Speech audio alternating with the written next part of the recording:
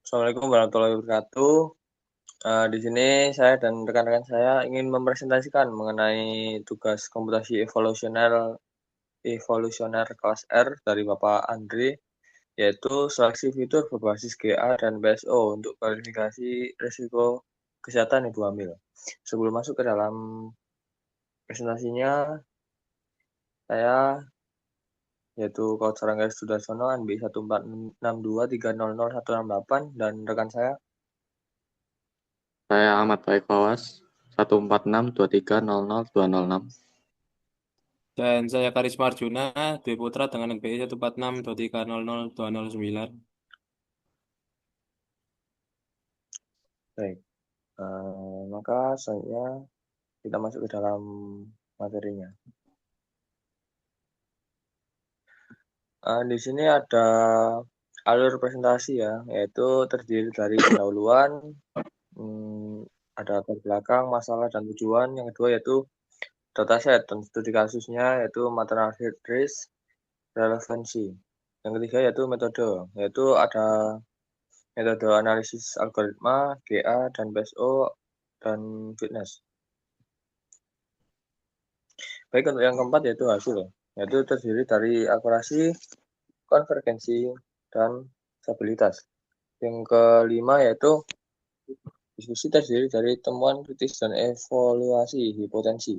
Yang keenam yaitu kesimpulan, yaitu terdiri dari ringkasan dan rekomendasi. Baik, untuk latar belakang itu sendiri terdiri dari kesehatan ibu, yaitu komplikasi kehamilan masih jadi penyebab utama kematian ibu di negara berkembang. Deteksi dini tingkat risiko sangat kritis bagi ibu hamil ya, mengenai penyakit ini. Tantangan data, yaitu tidak semua parameter fisiologis relevan. Itu tak penting menurunkan akurasi dan menambahkan beban komputasi itu sendiri. Yang ketiga yaitu solusi. Seleksi fitur dengan komputasi evolusioner GA dan BSO untuk menentukan subset fitur paling determinan bagi menyeleksi fitur nanti ya. Yang kedua yaitu rumusan masalah, terdiri dari subset fitur mana yang optimal untuk memaksimalkan akurasi klarifikasi risiko. Yang kedua yaitu mana yang lebih baik untuk seleksi fitur GA atau PSO. Yang ketiga yaitu bagaimana perbandingan konvergensi, stabilitas, dan akurasi keduanya. Tujuan proyek ini yaitu untuk merancang dan mengimplementasi seleksi fitur GA dan PSO dan membangun performa keduanya seperti akurasi, konvergensi, dan jumlah fitur. Yang ketiga itu menghasilkan model klarifikasi risiko yang efisien dan lebih akurat. Baik, untuk maternal health, yaitu datasetnya ini terdiri dari 1014 rekam medis, ada 6 fitur fisiologis, 3 kelas risiko, dan 63 kemungkinan subset. Yaitu ada fitur-fitur ya untuk dataset ini, yaitu ada age atau umur, systolic BP, diastolic BP, BS dan body temp, dan heart rate. Yaitu untuk age ini yaitu usia ibu hamil berapa tahun, terus systolic BP, tekanan darah sistolik, diastolic BP yaitu tekanan darah diastolik. Yang BS ini kadar gulanya berapa nanti diukur, dan body temperatur atau suhu badan itu nanti berapa. Untuk heart rate yaitu detak jantung. Nah, itu nanti diukur ya untuk masing-masingnya. Kita sumber dari ini di bawah ini. Ada UTML dari Kagel ya, dari Marzia Ahmed. Mengapa masalah ini mengapa ini masalah optimasi nyata? Karena kan ruang pencarian terdefinisi, yaitu fungsi tujuan terukur, berdampak nyata pada kasus, dan cocok untuk evolusioner bagi yang mencari data. Untuk metode yang pertama akan disampaikan oleh rekan saya yaitu Afaik Fayawas. Dipersilakan.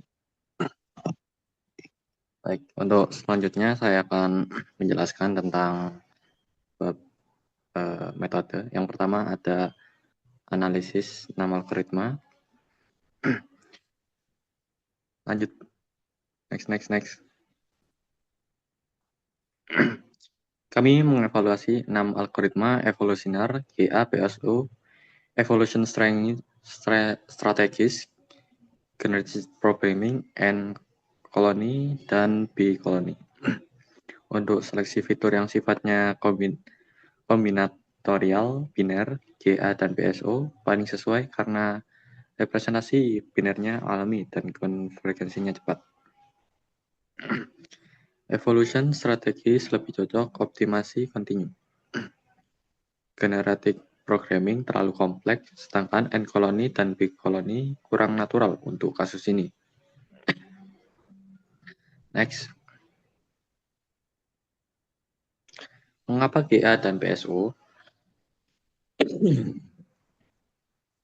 Kami memilih GA sebagai algoritma utama dan PSO sebagai pembanding dengan 4 alasan.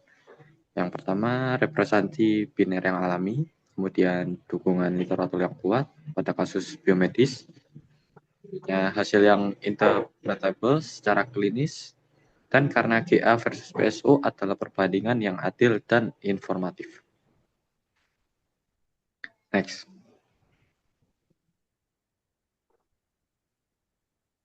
Selanjutnya, cara kerja GA. GA terinspirasi dari seleksi alam. Untuk langkahnya, inisialisasi 30 kromosom biner acak, evaluasi fitness setiap individu dengan SVM, cross validation, kemudian seleksi induk terbaik lewat turnamen, crossover 1 titik dengan rate 0,8, dan mutasi bit flip dengan rate 0,02, dan elitisme yang mempertahankan 2 individu terbaik. Proses diulang dengan 50 generasi. Kemudian selanjutnya cara kerja PSO. PSO terinspirasi dari kawanan burung. Setiap partikel adalah kandidat solusi. Langkahnya inisialisasi posisi dan kecepatan acak. Konversi ke biner lewat sigmoid, evaluasi fitness, update B-base dan G-base yaitu solusi terbaik individu dan swarm. Lalu update kecepatan dengan inersia menurun dari 0,9 ke 0,4. Dan update posisi diulang 50 iterasi. Selanjutnya, next. Fungsi, fitness, dan evaluasi.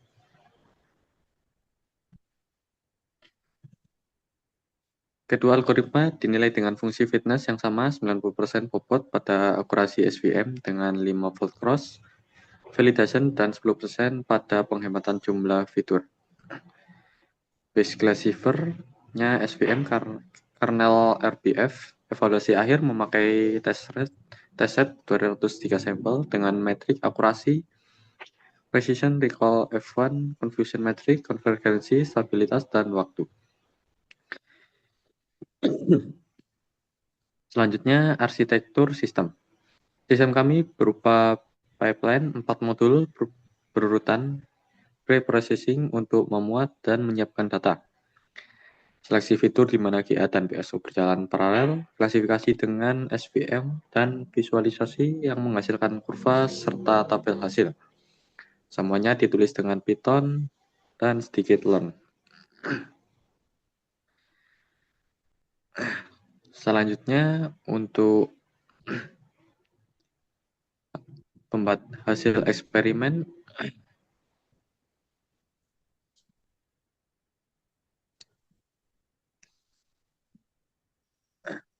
untuk akurasi dan subset, ini hasil utamanya GA dan PSO. Next. Sama-sama memilih subset identik, hitoholik, BB dan BS, tekanan darah, sistolik, dan gula darah. dengan dua fitur pada alpha 0,9, akurasinya 66,5%. Sedikit di bawah baseline, namun setelah bobot disesuaikan ke alpha 0,95, akurasinya naik ke 69,95%, melampaui baseline. Heart rate tidak pernah terpilih, jadi itu fitur paling tidak informatif. Next, confusion matrix.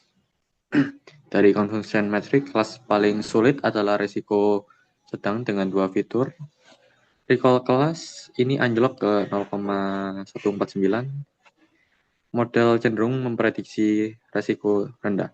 Ini karena dua fitur cukup memisahkan rendah dan tinggi, tapi tidak untuk kelas menengah yang tumpang tindih.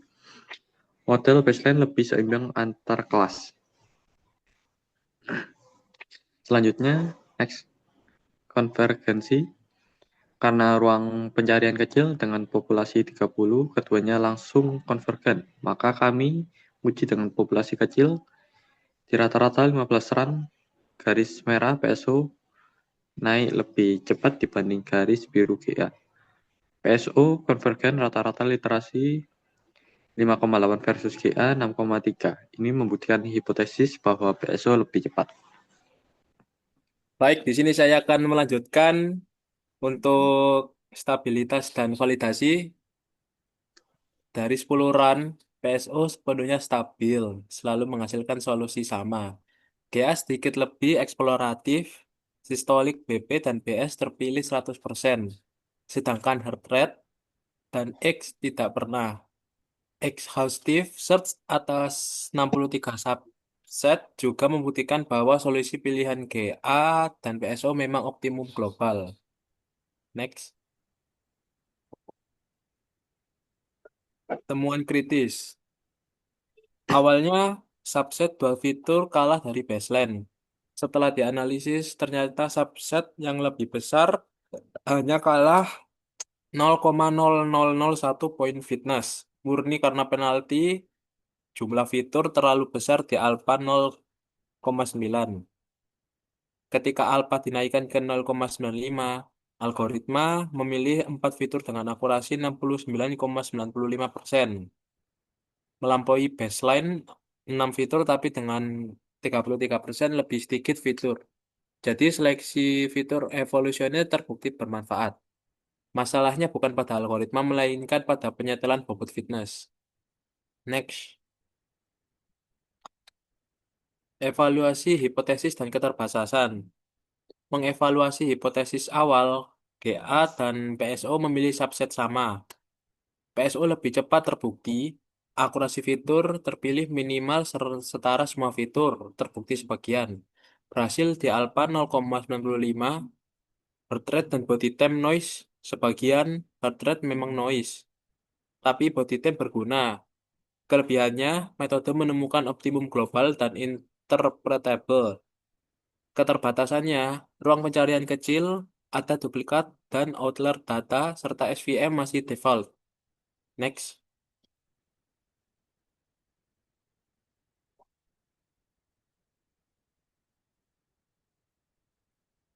Next. Kesimpulan dan rekomendasi. Kesimpulannya, GA dan PSO menemukan solusi identik dan optimal. PSO lebih cepat dan stabil. GA lebih eksploratif. Tekanan darah dan gula darah paling menentukan, sedangkan heart rate paling tidak informatif. Rekomendasinya yaitu menggunakan alpha 0,95, membersihkan data dari duplikat dan outlier, serta setel hyperparameter SVM untuk memperbaiki kelas risiko sedang. Next. Sekian presentasi dari kelompok kami. Terima kasih atas perhatiannya. Kurang lebihnya mohon maaf. Wassalamualaikum warahmatullahi wabarakatuh.